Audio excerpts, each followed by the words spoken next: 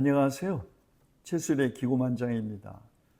오늘부터는 현대신학의 아버지로 불리는 슐라이어마커를 함께 공부하도록 하겠습니다. 슐라이어마커의 삶을 한마디로 요약한다면 평생을 대학에서 신학과 철학을 전례 없이 결합한 비범한 시도를 한 인물이라고 하겠습니다. 슐라이어마커는 주로 플라톤 철학과 칸트의 비판 철학, 그리고 당시의 낭만주의 사조와 대화를 했는데요. 칸트가 제안한 이성의 한계를 넘어 인간의 내면적 경험을 통해 신학을 재구성하려고 했습니다. 슐라이어마커를 이어 신학과 철학을 결합시킨 신학자들이 있다면 프리드리히 쉘링과 대화한 파울 틸리히, 마르틴 하이데거와 대화한 루돌프 볼트만, 또 막스주의 철학자 에른스트 블로흐와 대화한 위르겐 몰트만 등을 들 수 있을 것입니다. 사실 철학과의 대화는 교부 시대부터 새로운 것이 아니죠. 기독교 신앙의 지성적 토대를 마련하고 동시대의 문화와 소통하면서 변증하기 위해, 그리고 신앙의 폐쇄성과 독단을 극복하기 위해서 신학은 철학을 비롯한 모든 세계관과 대화 혹은 대결해 왔고 앞으로도 또 그렇게 해야 합니다. 대화와 대결은 신학 그 자체의 풍요로운 발전을 위해서도 꼭 필요한 일이죠. 자, 그러면 슐라이어마커는 어떤 인물일까요? 그는 1768년 프로이센의 브레슬라우, 현재 폴란드의 브로츠와프에서 헤른후트파에 속한 군목의 아들로 태어났습니다. 헤른후트, 주님이 보호하시는 곳이라는 의미인데요. 15세기 체코의 종교개혁가 얀 후스의 후예들이 세운 보헤미아 형제단을 그 모태로 한 개혁교회입니다. 보헤미아는 체코의 서쪽 지역을 의미하는데요. 그쪽에서 가톨릭의 박해를 피해 피난 온 사람들, 특히 체코의 동쪽 지역에 살던 모라비아 사람들을 독일의 니콜라우스 루드비히 폰 신센도르프 백작이 자신의 영지에 그들을 받아주었고, 이때 세워진 정착지의 이름을 주님이 보호하시는 곳이라는 의미의 헤른후트라고 정했는데, 바로 여기서 현대 모라비아 교회가 재건된 것입니다. 슐라이어마커는 15살인 1783년부터 1787년까지 4년 동안 모라비안 형제단에서 공부를 했는데요. 헤른후트파는 교리보다는 신앙의 체험과 실천을 중시하는 경건주의적 성격이 매우 강했습니다. 특히 예수 그리스도의 고난과 죽음에 대한 묵상을 강조하는 그리스도 중심주의적 신앙을 중시했고, 현대 개신교 해외 선교의 선구적 역할을 했습니다. 청소년기의 슐라이어마커는 이곳에서 그의 평생의 신학적 자산이 된 내면적인 경건과 그리스도 중심적 감성을 배웠다고 합니다. 19살의 나이에 할레 대학교에 입학한 슐라이어마커는 칸트 철학과 계몽주의를 접하면서 지적인 훈련을 받았는데, 이때 신앙과 이성 사이의 정직한 갈등과 그리고 모라비안 형제단의 폐쇄성에 회의를 느꼈다고 합니다. 헤른후트파는 당시 유럽을 휩쓸던 계몽주의 철학에 매우 폐쇄적이었고, 칸트 이전 독일 철학계를 지배했던 거물이자 독일 계몽주의의 완성자로 알려진 크리스티안 몰프 같은 당대의 철학자들의 책을 읽는 것도 엄격하게 금지했습니다. 지적 충격을 받은 슐라이어마커는 이성이 제기하는 그런 정당한 질문들을 경건이라는 이름으로 억누르는 것에 깊은 회의를 느꼈습니다. 그리고 마침내 이런 갈등은 모라비아 교회의 완고한 목회자였던 아버지 요한 고트립 슐라이어마하와 심각한 충돌을 일으켰고 결국 그의 아버지는 아들과 절연을 선언했습니다. 후에 아버지와의 관계가 회복되긴 했지만 슐라이어마하는 진리를 향한 정직과 성실함을 지키기 위해 가족과 공동체로부터의 추방을 감수해야 했습니다. 28살의 나이에 베를린 샤리테 병원의 원목으로 부임한 슐라이어마하는 베를린에서 슐레겔 형제 등 초기 낭만주의의 이론적 기틀을 다지고 전파했던 당대 최고의 지성인들과 교류하면서 종교를 메마른 도덕이나 교리가 아닌 직관과 감정으로 이해하는 토대를 마련했습니다. 1799년 31살이 된 슐라이어마하는 종교론, 종교를 멸시하는 교양이를 위한 강연을 익명으로 출판했는데요. 이 한 권의 책으로 그는 단숨에 유럽 지성계의 스타로 떠오르게 됩니다. 슐라이어마하가 그의 책을 익명으로 출판한 것은 당시 그가 샤리테 병원의 목사라는 공식적인 직함을 갖고 있었을 뿐만 아니라 그가 쓴 종교론이 그 내용이 당시 정통주의 교회가 보기에는 매우 위험했다고 생각했기 때문이었습니다. 종교를 교리나 도덕이 아닌 감정과 직관으로 정의하고 신이라는 단어보다 무한자, 우주 그런 표현을 즐겨 썼기 때문에 범신론이라는 비판을 받을 수 있었기 때문입니다. 아마도 슐라이어마하가 이 책을 본명으로 출판했었다면 아마 그는 파면되었을 것이 분명합니다. 그러나 이 책이 베를린 지성계에 엄청난 파장을 일으키고 대성공을 거두자 저자의 정체는 공공연한 비밀이 되었고 슐라이어마하는 1806년 제2판을 찍을 때부터 자신의 이름을 표지에 올렸습니다. 그때는 그가 이미 할레 대학의 교수가 되어 학문적 입지를 굳힌 뒤였죠. 슐라이어마하가 할레 대학교의 신학 교수 및 대학교의 목사로 부임한 것은 1804년 그가 36살 때였습니다. 그런데 2년 후 1806년 나폴레옹 보나파르트 군대에 의해서 할레 대학교가 폐쇄되고 슐라이어마하는 인생에서 가장 고통스러운 시련을 겪습니다. 직장과 수입을 잃은 슐라이어마하는 굶주림과 추위를 견뎌야 했고 프랑스군의 약탈로 옷과 생필품조차 부족했던 그런 비참한 상황이었습니다. 많은 동료들이 할레를 떠났습니다. 그러나 그는 끝까지 할레에 남아 학생들을 돌보면서 프랑스 점령군에게 저항하는 애국당에 참여하여 활동했습니다. 비록 인생의 가장 비참한 시기였지만 이 시기는 동시에 그를 상아탑 안의 학자에서 민족의 지도자로 거듭나게 하는 결정적인 전환점이 됩니다. 1807년 슐라이어마하는 베를린으로 이주합니다. 1809년 베를린의 유서 깊은 삼위일체 교회의 목사로 부임한 그는 강단에서 나폴레옹의 지배에 저항했고 자기 조국 프로이센의 개혁을 촉구하는 아주 뜨거운 설교를 통하여 베를린 시민들에게 민족적 자부심을 심어주었습니다. 그리고 1810년 왕립학술원의 회원이 된 슐라이어마하는 비렐름 폰 훔볼트와 함께 베를린 대학교 설립에 주도적으로 참여했습니다. 베를린 대학교의 초대 신학부 교수가 된 슐라이어마하는 신학을 근대 학문의 한 분과로 정립했습니다.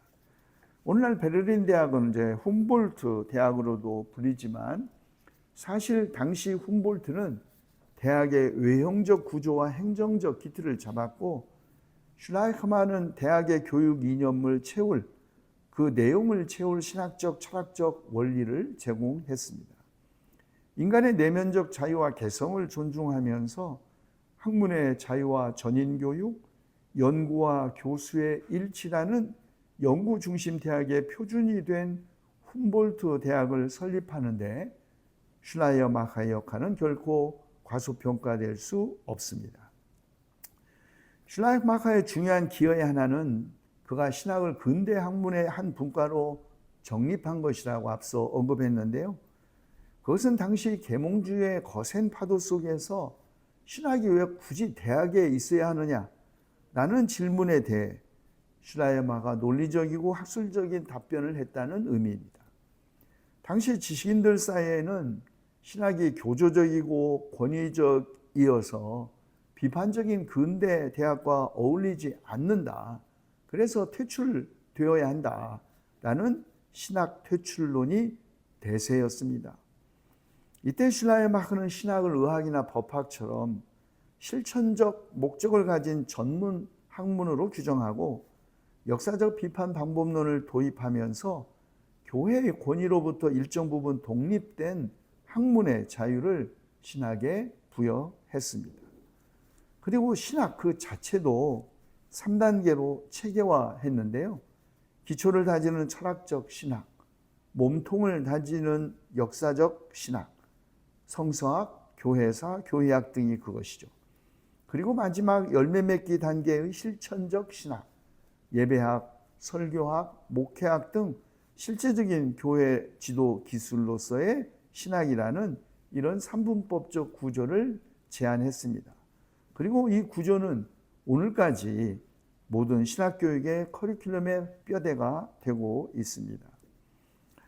슐라이어마하는 필생의 역작인 기독교 신앙을 1821년부터 1822년 사이에 초판을 출판했고 개정판은 1830년에서 31년에 출간했습니다. 특별히 개정판은 슐라이어마하가 죽기 직전까지 심혈을 기울여 수정한 것입니다. 그의 기독교 신앙은 개신교 전체를 절대 의존의 감정이라는 체계 아래 재구성한 기념비적인 저작이 되었습니다. 슐라이어마하는 1834년 66세의 나이에 폐렴으로 세상을 떠날 때까지 베를린 대학교에서 해석학, 윤리학, 변증학 등에 대한 강의를 이어가면서 유럽의 지성계에 지대한 영향을 미쳤습니다. 그러면 슐라이어마하가 현대 신학의 아버지로 불리는 이유는 무엇일까요? 슐라이어마하는 이성의 시대였던 계몽주의가 저물고 감성과 개성을 강조하는 낭만주의가 꽃피우던 격동의 전환기에 살았습니다. 슐라이어마하가 신학을 공부하던 당시 유럽의 지성계는 임마누엘 칸트의 비판 철학의 영향 아래 있었습니다. 칸트는 그의 순수 이성 비판을 통해 인간의 이성으로는 신을 증명할 수 없다고 못 박았죠. 낭만주의는 1790년대 후반에서 1830년대 사이에 꽃을 피웠는데요. 무미건조한 이성주의에 반대하면서 인간의 내면, 무한함에 대한 갈망, 개성을 긍정했습니다. 슐라이어마하는 낭만주의적 언어를 빌려와 기독교 신앙을 설명하려고 했던 것이죠. 슐라이어마하의 종교적 경험은 우주, 무한자에 대한 직관이었으며 이런 낭만주의자들이 예술에서 느끼는 황홀경과 맥을 같이 했습니다. 덕분에 종교를 무시하던 당시 젊은 교양인들과 대화가 가능해진 것이죠. 슐라이어마하 당시 유럽의 중요한 정치적 사건은 나폴레옹 전쟁과 프로이센의 위기였습니다. 나폴레옹은 1806년 프로이센군과의 전투에서 프로이센군을 괴멸시켰고 프로이센 국왕 프리드리히 빌헬름 3세는 동쪽 끝 퀘니스베르크로 도망치는 프로이센 역사상 가장 치욕적인 패배였습니다. 나폴레옹 전쟁은 프로이센에게 있어 국가 존립의 위기이자 동시에 중세적 틀을 벗고 현대적 국가로 탈바꿈 하게 만든 결정적인 전환점이었습니다.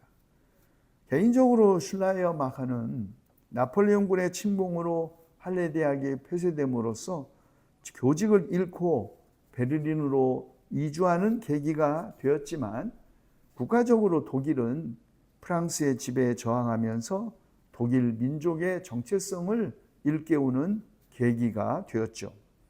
여러분이 다 잘 아시는 피히테의 독일 국민에게 고함이라는 강연이 유명해진 것도 이때였습니다. 비록 나폴레옹 전쟁은 프로이센에게 낡은 체제의 완전한 몰락을 안겨주었지만, 이를 계기로 행정, 교육, 군사 분야에서 근대적 혁신을 독일은 이룰 수 있었습니다. 국가 멸망의 위기 때문에 프로이센은 사회, 군사, 교육 분야에서도 개혁을 추진했습니다. 농노제를 폐지하고 신분제를 타파하여 시민 개념을 도입했습니다. 그리고 또 용병 위주의 군대에서 국민 징병제로 전환하여 애국심을 가진 국민군을 만들었고, 훔볼트와 슐라이어마커가 주도하여 1810년 베를린 대학 문을 열고 지적으로 무장된 국민을 양성하기 시작한 것이죠. 대학개혁에 나선 슐라이어마커는 신학교육의 개혁도 추진했는데요. 커리큘럼만이 아니라 학문으로서의 신학의 위상을 정립하고 교권으로부터 신학의 자유도 지켰습니다. 이전의 신학은 주로 성경의 권위나 교회의 전통적인 교리를 증명하는 데 집중했었죠. 그러나 당시는 칸트와 같은 철학자들에 의해 기독교의 전통적인 신존재 증명이 비판을 받고 이성주의가 지배하던 시대였습니다.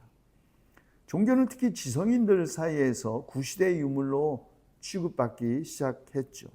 바로 이런 시대, 슐라이어마커는 종교를 형이상학이나 도덕의 부속물로 보지 않고 인간이 유한함을 깨닫고 무한한 존재에 대해 느끼는 절대 의존의 감정 그 자체가 종교의 본질이라고 주장했던 것입니다.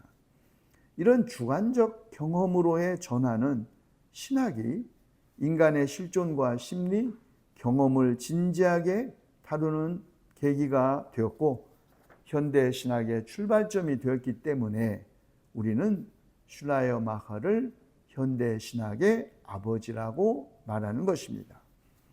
뿐만 아니라 슐라이어마커는 신학자, 종교학자이자 동시에 해석학을 체계화한 인물입니다. 저자의 심리적 상태와 역사적 배경을 재구성하여 텍스트의 의미를 파악하려는 그의 방법론, 신학뿐 아니라 인문학 전반에 엄청난 영향을 미쳤습니다. 성서를 하늘에서 떨어진 모호한 책으로만 보는 것이 아니라 역사적 맥락 속에서 읽어야 할 대상으로 바라보는 현대적 성서 비평의 길을 닦았다는 점에서도 그는 현대신학의 아버지라고 불리는 것이죠. 그러나 그 후에 잘 알려져 있는 것처럼 이른바 칼바르트와 그의 변증법적 신학의 등장과 함께 슐라이어마커에 각인된 시대, 이른바 자유주의 신학도 함께 종말을 맞이한 것처럼 보였습니다. 칼바르트는 신학의 출발점을 인간의 내부, 즉 절대 의존의 감정이라는 종교적 경험에서 찾는 것은 하나님을 인간의 의식 안으로 가두는 심리학적 투사에 불과하다고 비판했습니다. 하나님은 인간의 내면에서 발견되는 존재가 아니라 인간 외부에서 임하는 전적인 타자임을 강조한 것이죠. 슐라이어마커는 하나님의 초월적 계시를 인간의 보편적인 종교성으로 격화시켰다라고 칼바르트는 비판한 것입니다. 칼바르트는 인간이 하나님께 도달하려는 모든 종교적 시도는 오만이고 오직 위에서 아래로 내려오는 하나님의 말씀만이 진리이며 인간의 문화나 경험과 연속성이 없다고 주장했습니다. 그러나 칼바르트는 슐라이어마커를 이렇게 비판하면서도 그를 19세기를 뛰어넘는 교부, 하나의 학파를 설립한 것이 아니라 하나의 시대를 창출한 인물이라고 아주 높이 평가했습니다. 슐라이마커에 대한 비판은 물론 신학 내부에서만 있었던 것은 아닙니다. 신학 밖에서도 제기되었는데요. 사실 슐라이마커와 동시대 철학자였던 쇼펜하우어로부터 제기된 비판이었습니다. 쇼펜하우어는 슐라이마커가 당시 베를린 대학의 주류 철학자였던 헤겔 등과 함께 국가 권력의 보호 아래 학문적 권위를 누리고 있다고 비판했습니다. 쇼펜하우어는 이들이 진리가 아닌 생계와 명예를 위해 철학을 도구화한다고 비판한 것이죠.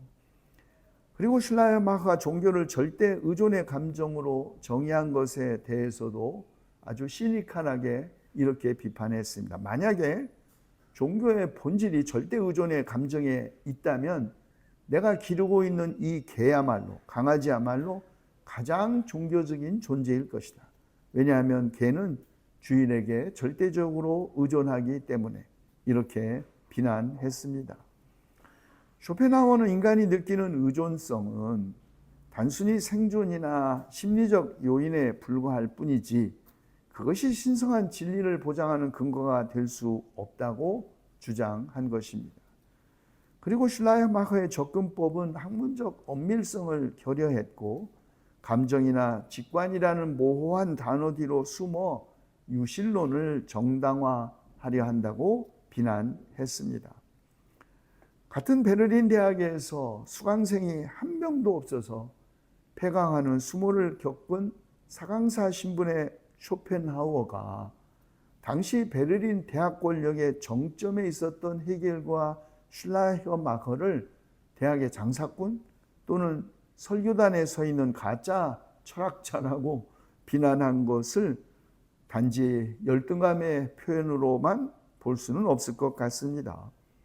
마침 콜레라가 대유행한 것을 계기로 1831년 베를린을 떠나 프랑크푸르트에 정착했지만 노년에 이르러 그의 철학이 유럽 전역에서 대중적 인기를 얻게 된 쇼펜하우어는 스스로를 자기가 최후의 승자라고 자부는 했습니다.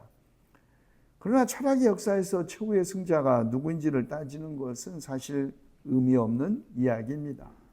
그러나 베를린 대학에서 전개된 헤겔과 쇼펜하우어 이야기는 현대신학의 아버지로 불리는 슐라이마커와의 관계에서도 흥미로운 에피소드가 아닐 수 없습니다.